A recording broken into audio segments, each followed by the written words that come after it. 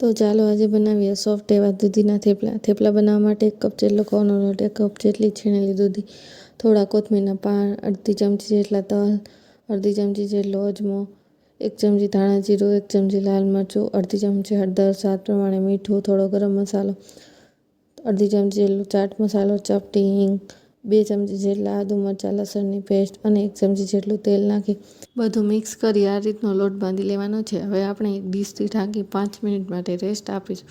ત્યારબાદ આ લોટને 2 મિનિટ માટે મસળી લેવાનો। જો તમારે જરૂર પડે તો પાણી એડ કરો। હવે આ રીતના ગોળ લુવા કરી આ લુવાને કોરા લોટથી કોટ કરી આ રીતના ગોળ થેપલા વણી લેવાના છે। આ થેપલા ઉપર આપણે હવે તેલ લગાવી તવી ઉપર નાખી બંને બાજુ પલટાવતા જઈ શેકી લેશું। તેલ તમે તમારા હિસાબે વધુ કે ઓછું કરી શકો છો। આપણું થેપલું હવે શેકાઈ ગયું છે, તો તૈયાર છે આપણા સોફ્ટ એવા દૂધીના થેપલા।